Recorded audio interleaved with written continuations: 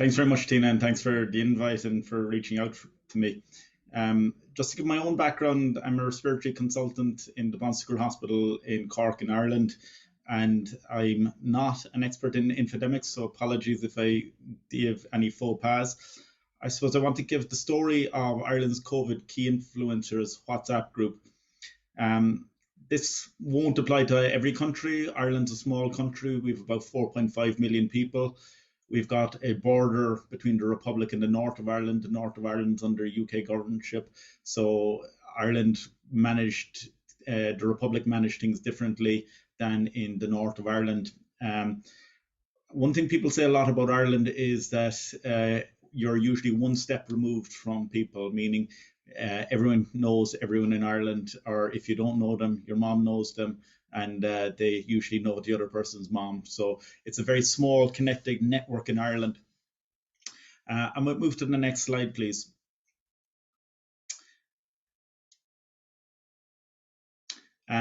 This is Tomás Puyo, and if anyone's bored after this conference and looking for something to do, I highly recommend looking up Tomás Puyo's TED Talk on storytelling.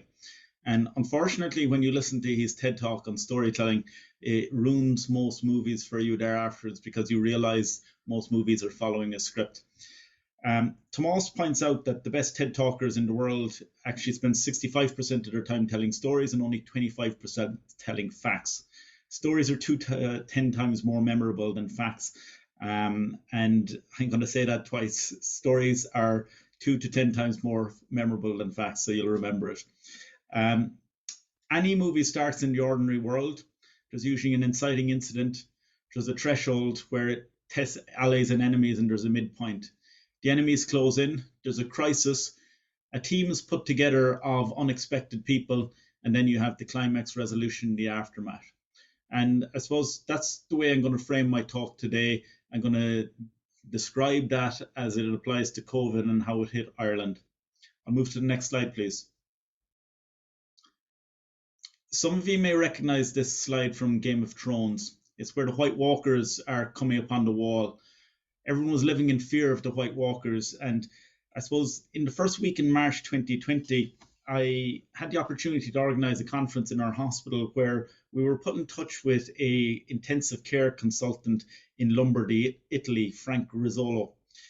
I remember speaking to Frank, and his words still haunt me and chill me to this day. He described a warlike front happening in Lombardy. He said they never expected the speed, the tsunami of patients that would come upon them, the number of patients that would be intubated, the number of sick patients, the speed at which this was doubling in their country. He described that from the first case identified in their country, that every 3.5 days, the cases were doubling.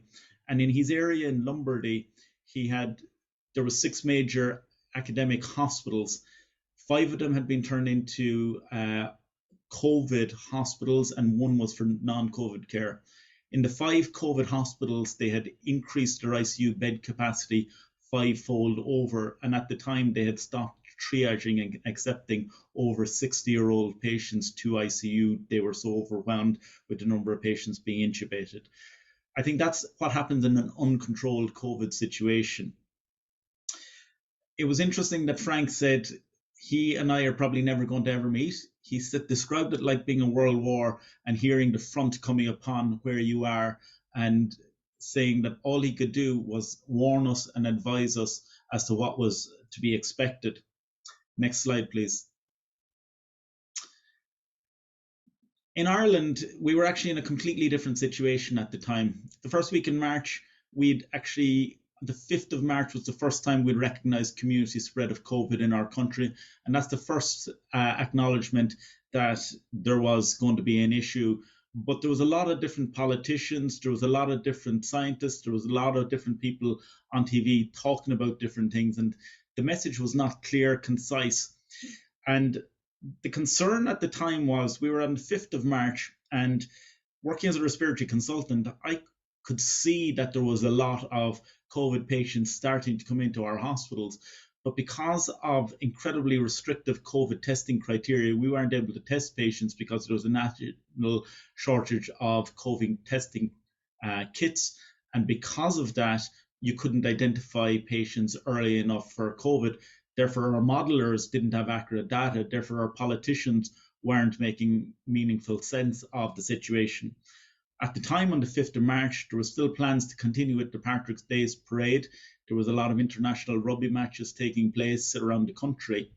And I felt that on the front line was not matching what we were seeing on TV, and that we needed to have a solution, and we needed a way to break down the silos that were occurring between the politicians, the media, the medics.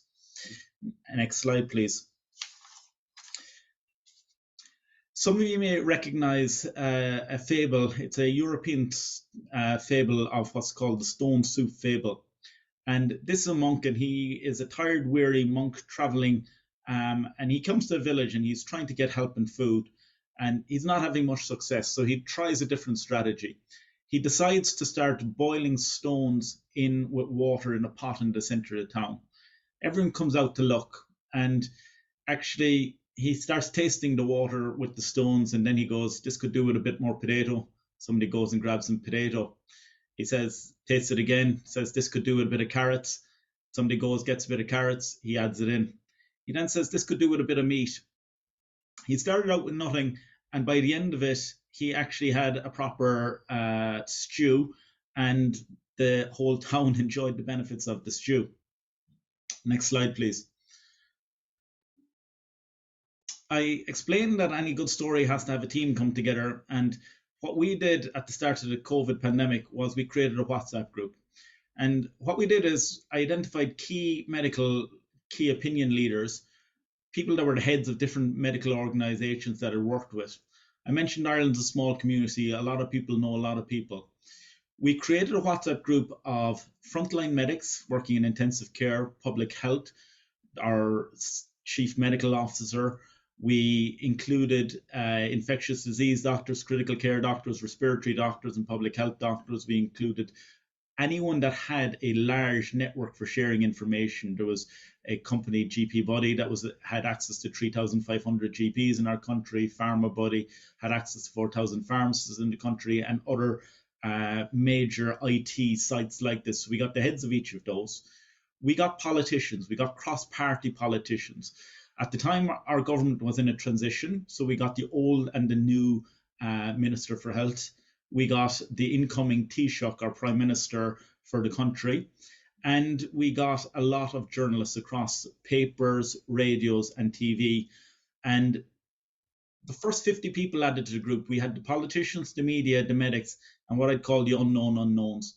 People that other people thought would be influential, people that you can't predict, but somebody in the group thought they would be good to add to the group. So I made the first 50 people into the WhatsApp group administrators, and they could add more people in. This allowed us to break down the regular silos and structures, and the policy makers would have access to what was happening in the front line in real time, and we could all learn from the pandemic and share information at real time. Next slide, please. Some of you may have heard of the jar of life. The jar of life describes filling a jar full of golf balls, then filling it full of pebbles, then filling it full of sand, and filling it full of water. If you get the order wrong, you actually will overflow the jar and you'll overwhelm your system. If you put the water, then the sand, then the pebbles, then the golf balls, the jar will overflow. The priority is recognizing the big picture. The big picture is your golf balls, then you have your pebbles, then you have your sand. People love to argue. They will always fight about the granular detail. Our job is actually to weigh up the risks and benefits and to make the bigger picture.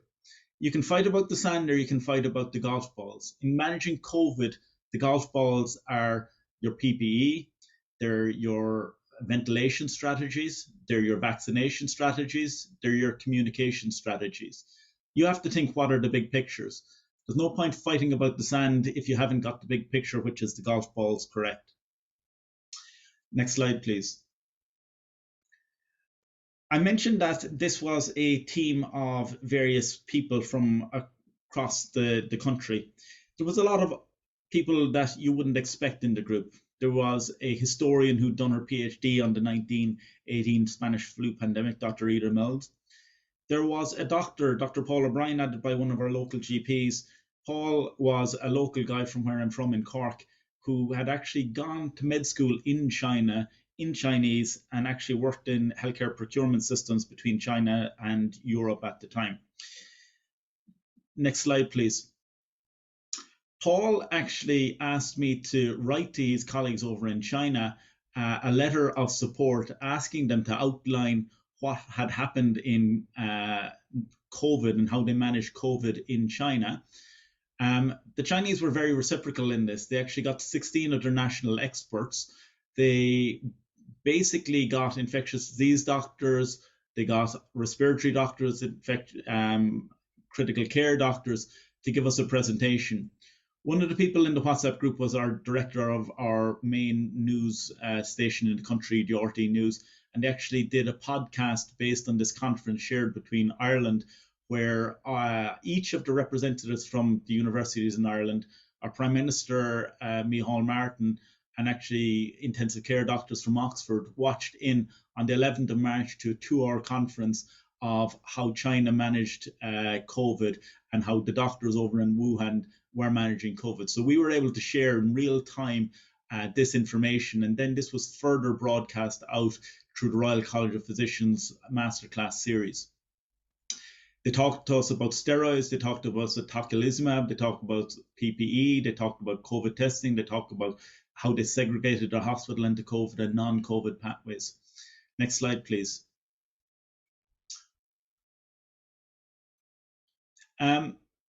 Through that same connection, actually, in April 2020, there was a national shortage of COVID test kits and COVID test reagents.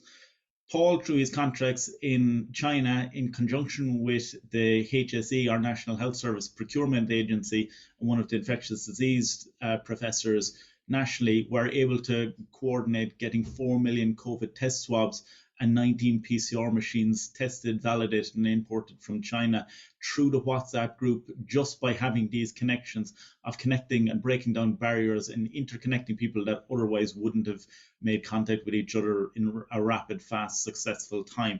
This was in a time when there was a global shortage of these PCR and COVID tests, and it actually allowed us to keep COVID suppression much better in our community. Next slide, please. The WhatsApp group was actually an international collaboration. We actually had medics and advisors from many different countries. We had specialists from Chile, we had specialists from the USA, New Zealand, and many other countries. One such expert is Professor Didier Cernet. Some of you might recognize him as the Swiss economics prediction modeler and Financial Institute Observatory lead. But he is also a COVID prediction modeler in Switzerland, and he was able to share through the Royal College of Physicians the modeling and the mortality data that he was doing both locally and globally in real time. And again, we were able to share this with the Irish community in rapid succession. New slide, please. Sometimes I mentioned the unknown unknowns in the group, and sometimes you just have to add people that are influential people and hope for the best.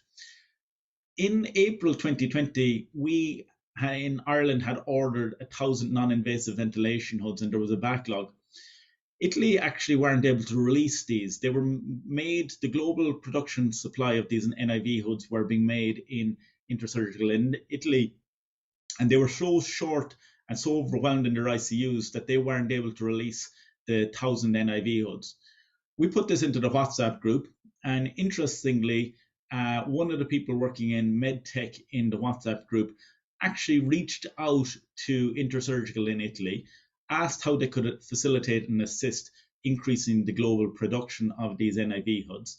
They found a company in Ireland that normally makes colostomy bags, and actually they helped buy the production rights and produced over 200,000 of these non-invasive ventilation hoods in Ireland for both local and global supply, from what had been a small issue just flagged in the WhatsApp group to it being picked up by the media and picked up by the medtech industry, recognizing in real time what an issue this posed to our frontline workers, and actually came up with a real practical word solution for sorting this issue. Next slide, please. I use this slide because Superman by day is a journalist. And one of the keys in any infodemic is actually getting the messages out to the public. And as scientists, as medics, we're often used to telling facts, whereas journalists are actually used to telling stories. They can turn facts into stories. They're used to understanding empathy. They're used to teasing out the facts, turning it into tangible, easy to understand examples for people to understand. They can make it relate to people's lives and to their livelihoods. And as we know, stories are able to captivate. They're powerful. New slide, please. Journalists are able to understand psychology. They're able to understand public sentiment. They can weigh the risks and the benefits. A lot of things in life have got a bell curve. You don't just change a ship, you actually have to start suddenly making a large shift over time of successive little small steps, and ultimately you get a plateau effect.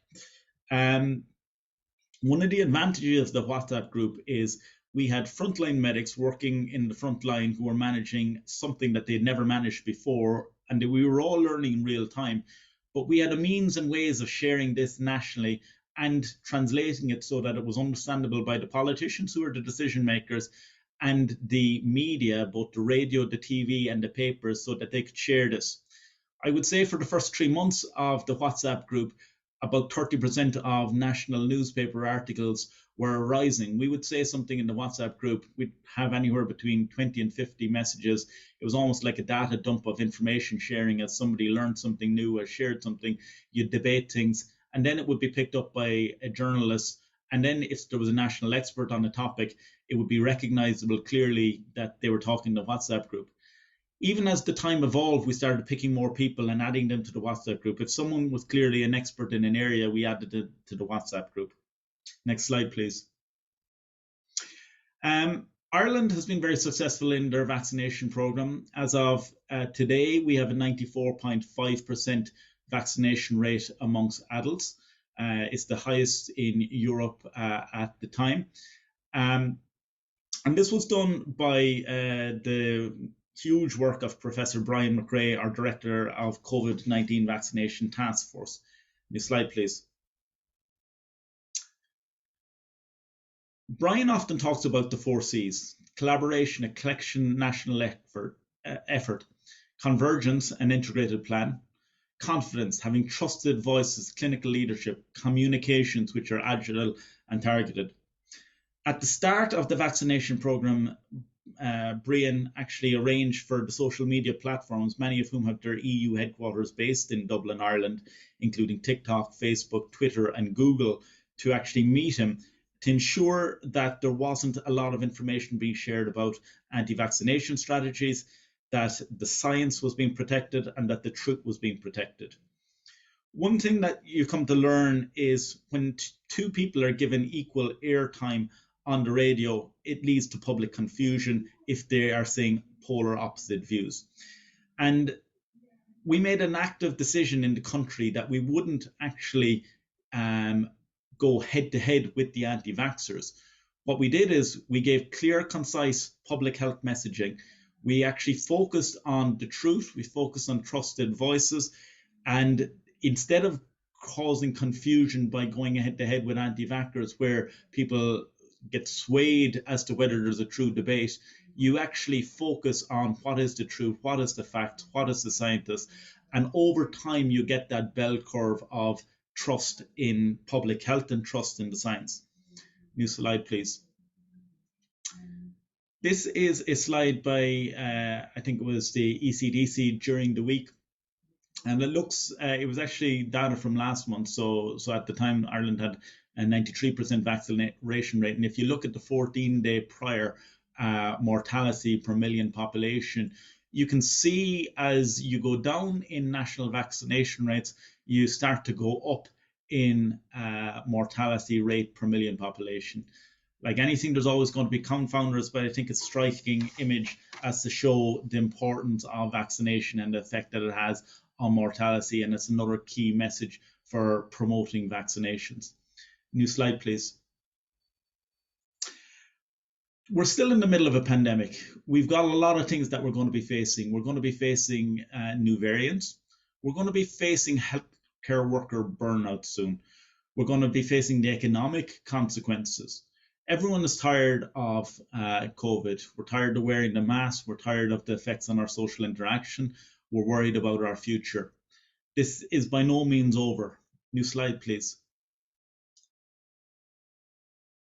I think the importance and what we've learned from what we've done in Ireland is that you need the right team, you need key voices, you need people to understand and trust the work of what public health do. I think we've all come to recognize just how successful public health have been, the fact that they've kept so under the radar in the past, and they've kept under the radar because they've kept so many diseases at bay. And now people are appreciating that actually good public health means that you shouldn't be seeing public health because it keeps their job at bay. And unfortunately, in a pandemic situation, they come to the fore because they're the key opinions and the key voices. We need honest, kind, influential people to come together. New slide, please. I think the lessons we learned from the WhatsApp group are you have structured and unstructured ways the decisions can be made. You don't want something like a WhatsApp group to completely overwhelm what are already existing structures. But similarly, a lot of the existing structures were built in siloed ways, not to deal with a pandemic, but to share information in a more slow but coherent fashion. But sometimes you have to break down barriers for the greater good, and sometimes people all have to know in real time what are the issues on the front line and what is prohibiting the greater good decisions being made. The WhatsApp group helped break down these barriers. It facilitated rapid early sharing of information. We didn't victimize anyone in the group. There was a team spirit. If a politician said something, the medics got behind them. We all understand that we were all learning in real time. Faux pas were accepted in the group. The forum allowed non-experts to learn with experts. They learned to understand the words, the scientific theories, consequences, and actually understand and ask questions in a non-judgmental fashion. I think as medics and frontline workers, we often use certain words, and not always is that relatable to the politicians or the journalists. Whereas in a WhatsApp group, you can actually break down barriers and you can actually build team spirit. On rare occasions, we did have to remove people from the WhatsApp group, people that weren't adding for the greater good. This was a grassroots evolution. I don't think you could just decide that you're going to create a WhatsApp group like this and hope that it will be successful. Getting back to the idea of the fable, the stone soup fable, one of the things I did find successful in the group was when you add some key influential people and you tell other people that you think will be useful to the group, who else is in the group, you find that they're much more inclined. I think when you've got key politicians and key medical voices and key opinion leaders in one group, other people want to join that group. It's kind of like picking an all-stars team. If you pick an all-star team in basketball, you've got LeBron James. You might pick somebody from American football, basketball, athletics, and if you throw them all into a WhatsApp group, most of us would be quite keen to see what they say because they'll all be learning off each other. Recognize that nobody has all the answers. Next slide, please. I just want to thank a number of people for facilitating this talk. I sent on my talk to Tomas Puyo, the guy that wrote the Hammered and Dance article that went viral at the start of the pandemic, and he suggested I present it as a story. I want to thank Dr. Ida Milne, who wrote a book, Stacking the Coffins, and did her PhD in the 1918 Spanish pandemic, and was probably how I ended up meeting Tina and giving this talk. There are a huge number of other people that are influential in the group, and I can't, if you've 256 people in a WhatsApp group, you can't thank all of them. But one of the sub-silos of the WhatsApp group, and there were many sub-silos of the WhatsApp group, there was an IT sub-silo, there was a journalist sub-silo, there was a sub-silo nicknamed the Saviors, and they were a group of people that worked tirelessly. There was Killian O'Connell, Donald Hearn, Paul O'Brien, Nick Flynn, some people that have just worked absolutely tirelessly in the Irish COVID pandemics, and I just want to give them credit and recognition for all the work that they've done in this. I'm happy to take any questions if you have any.